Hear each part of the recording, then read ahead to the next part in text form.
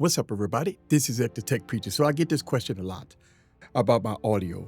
How do I get that crisp audio? A lot of people assume that if they see this high-end microphone, the microphone is the only thing that's giving me this crisp sound. That's just not the case. And also, I have a microphone above me.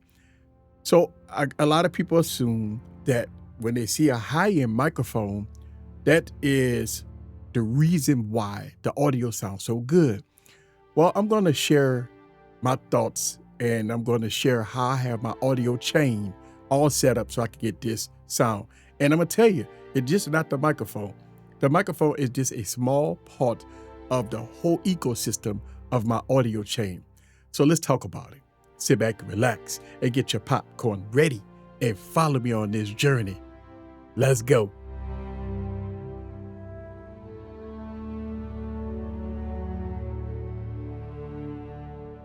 What's up, guys? This is Zach back with another video. So my audio chain is not just a microphone. It is a complete setup here. And I want to talk about it piece by piece on how I get that great sound. I get a lot of people ask that question, and people assume that it's just a microphone that's making this great sound, and that's just not the case. Now, don't get me wrong. The microphone plays a pivotal role in getting great sound, but it's not just the microphone itself. Now, my studio is sound treated. I just want y'all guys to know that. The studio is sound treated. That makes a huge difference.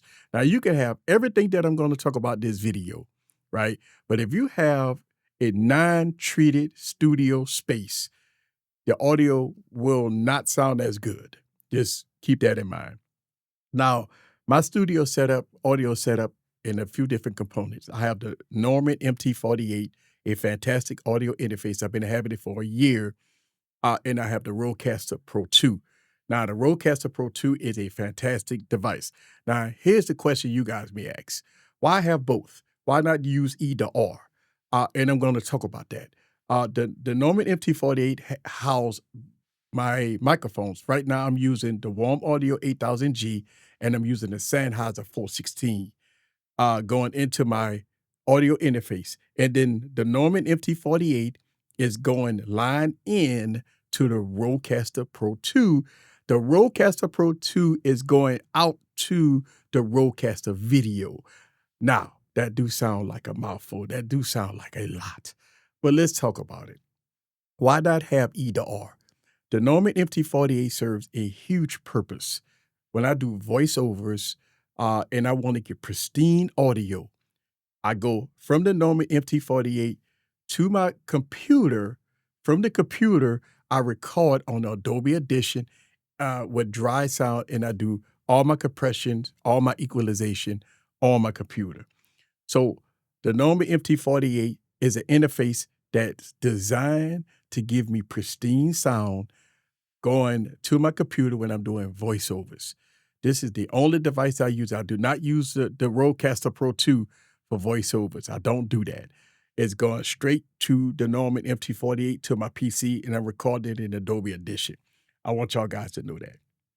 Okay, so let's talk about this device because it's a fantastic device. I've been having it for a year, and I mean, yes, it's a little pricey, but let's go into it. So I have the Warm Audio 8000G going into mic 2. As you can see, I got a 28 dB of gain. I try to keep my gain between -12 and -18. And the reason why is because I think that's the best sound for me. And as you can see, I'm right about -18 as far as the sound volume, and it works great. Again, I have treated sound, and I have full equalization. I have gate, and we'll go talk about it in a minute. Now, here I have a low-cut filter, my low-cut filter is 80 hertz. And the reason why is because even though my studio is sound treated, I do have a AC unit right outside the window that does, when it come on, to give rumbling noise. So the 80 hertz cut that rumbling noise right from the device itself, which is awesome. But I do not need to have phantom power on the Warm Audio 8000Gs. The reason why is because the Warm Audio comes with its own power pack. So just keep that in mind. But the Sanheiser 416, which is on 37 dB a decibel on that one. And I do have to have phantom power on that. So just so you know, um, one has phantom power, one doesn't need phantom power because it has the complete power setup. All right, so let's go into some equalization here. Uh, Show y'all guys my equalizer on my Norman MT48. Now I do have a low cut filter, 80 hertz here on my equalizer. Now right here, I got the bottom up a little bit. It's because I love that broadcast sound. That's what you're listening to. I love that broadcast sound. So my equalizer, I have it up a little bit, about I want to say about 190 to 100 hertz. I got it up a little bit to give a little more of that broadcast sound. Right here in the middle is my mid. I do have my mid down a little bit. Just kind of get that mid down a little bit because it's with this microphone and the proximity of me talking to it, it does have that mid just a little high. So I kind of turn that down a little bit. And on my presence, now a lot of people like to turn that up a little bit to give it a little presence boost. I got it down just a little hair, maybe about a few dB a gain. And the reason why is because the Warm Audio 8000G is very present. So it does have a high presence in it. So I kind of cut that down a little bit. And plus I have a sibilant voice. And when I go back and I look at dynamics, now this is important because on the dynamic side, on my compression, I have my compression up a little bit, right? To give it a little more compression. Because compression is important. Because if I talk a little lower or if I talk a little louder, compress it so you can get a nice, even quality sound. So my compression is really good, and my noise gate is neg 39. And what I did with my noise gate, I don't want the sound fake, right? So I have my noise gate really, really light. So it doesn't cut off and it's not aggressive. So my noise gate is not aggressive. Even though in my situation, I probably won't need a noise gate, but I put it on anyway just because I do have a few fans blowing on the lights that that I have in my studio. So the noise gate that when I, stop talking, it shuts off and you won't hear no background noise and it works great. And I do not have it aggressive at all. And I have my limiter set at neg 11. And the reason why is because I don't want to peak. I wanted to limit the sound and I don't want to go past 11, negative 11.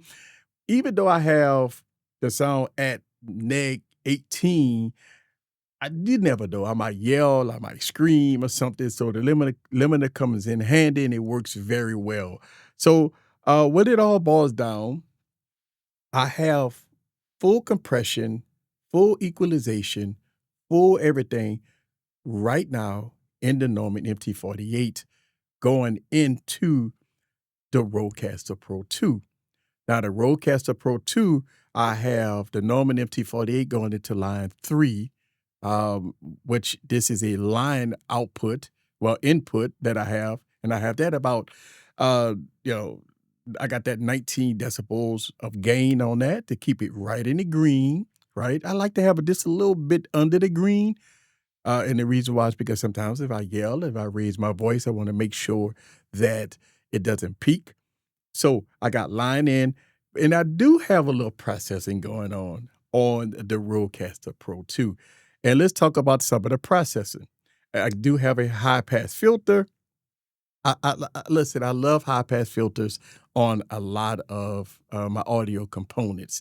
Now I do have a de-esser. Now a de-esser is very important. The Norman MT48 doesn't have a de-esser, and that's one of the reasons why when I take the equalizer, I pull down the presence a little bit. It's because it doesn't have a de-esser, and we all thought that maybe in the future, a future firmware update, Norman would add a de-esser on the Norman MT48, but they don't. So on the Roadcaster Pro 2, I do have a de-esser on. Just in case the sibilants get a little too high, it compress the sibilants. So yes, I do have that on as processing. And yes, I do have a noise gate on the Roadcaster Pro 2, but I have it so low that it won't even trigger on because the Norman MT48 is so clean and it's so quiet. So I really don't need the noise gate, but I have it on just in case. So I do have the noise gate on my Roadcaster Pro 2. And compression, I do have a light compression going on in the Apex processing for the Roadcaster Pro 2. So I do have a little compression here and equalization. So I do have a little equalizer going on here. And if you could tell, I have a little more bottom here. I got the mids down a little bit, but I do have a little presence here on the Roadcaster Pro 2. So I beefed up the presence a little bit on the Roadcaster Pro 2 to kind of give it a little more presence, which is really nice. And yeah, the big bottom, which gives again that broadcast sound. I do have the big bottom on. I do have it at 90 hertz, and I'm driving it almost 50%. I have the exciter. I got that tuned a little bit with 55% of harmonics, which gives it again a little more presence in the voice. And that's going to be it. So that's going to be the equalization. And listen, it's so weird that yes, the Norman MT48 has equalization, has compression, has noise gates. Going into the Roadcaster Pro 2, again, it has some equalization, some noise, light noise gate, compression, and stuff like that. So yes, I am using both equalizations, both dynamics and everything else, and it's going into the Roadcaster video. But let me let y'all guys listen to the these devices with no equalization. And I'm gonna tell you, the microphones sound good, but not having compression, equalization, and stuff like that, it will make a difference. All right, so let's go here. We go to here. We go turn the equalizer off. Okay, so the equalizer, wow, you hear a difference already. You hear a difference already when I turn the equalizer off. Okay, so I turned the equalizer off, and I'm going into dynamics, and I'm gonna turn dynamics off. Okay, wow. Okay, so all right, so dynamics is off, and as you can hear, my voice got just a little tap quiet. But let's go to the Roadcaster Pro 2, and wow, and let's turn off processing on the Roadcaster Pro 2. All right, so this is how it will sound with just the microphone, and this is what I wanted to tell you guys, is that the microphone is a small part of the audio chain. As you guys can hear, and I might have to, in post, I might have to raise the volume up a little bit because it's really, really quiet right now as of me doing this part of the video. But as you guys can hear, this is the microphone itself. Yes, this is a $1,300 microphone, and this is all flat sound with no equalization, no compression, no noise gate, no nothing. Now again, in my studio, I have a treated studio, but I do have I got fans blowing. So you do hear a little noise in the background. But let's go and turn back on the processing, and let's go back to the Norman MT48, and let's turn back on dynamics. Ooh, yes. All right, so dynamics is on, and let's go back to equalizer. All right, so equalizer is on, and as you can hear, the Norman MT48 is absolutely amazing when it comes down to the sound quality. And let's go back to the Roadcaster Pro 2 and add processing, and there it is. And as you can hear, it sounds like night and day when it comes down to processing versus the microphone. Now, in this video, what I wanted to let y'all guys hear is that it's just not the microphone. The microphone is a small part of the audio chain. The audio chain consists of different components to make it sound better. And so, yeah, while we here, I got the Sanheiser 416 right above me, and I'm gonna let y'all guys listen to the Sanheiser 416 with full compression. And I have the Sanheiser 416 on different equalizers and stuff like that, but I do still have the Roadcaster Pro 2 on the same set of equalizers. All right, so let's turn this off. All right, so what you're listening to right now is a Sanheiser 416 right above me, right out of the shot. Now, I use this microphone for all my videos, and if I don't want to use this microphone right here, this is what you're going to hear. The Sanheiser 416 is a fantastic microphone, and I can pretty much use this on a lot of different things. I could do it on use it for voiceovers. I could use it for all kinds of different things. But I still have full equalization, full everything.